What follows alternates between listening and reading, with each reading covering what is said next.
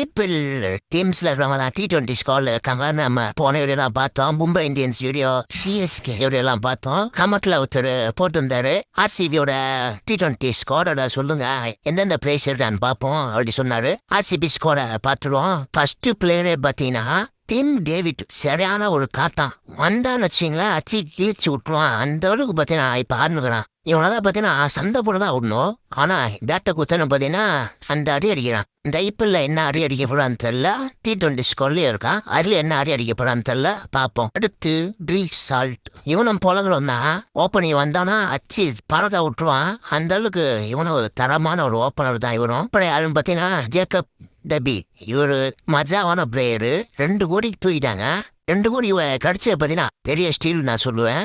ICC polling ரேங்க்ல 2வது இடத்துல இருக்காருங்க. பார்ப்போம் இந்த T20 என்ன பண்றாருன்னு. அப்புறம் ஐபிஎல் என்ன பண்றாரு பார்ப்போம். அப்புறம் ஜேக்கப் பெத்தல். இவரு இங்கிலாந்து பிளேயரு. போன வருஷம் வாய்ப்பு கொடுத்தப்ப நல்லா தான் ஆடி கொடுத்தாரு.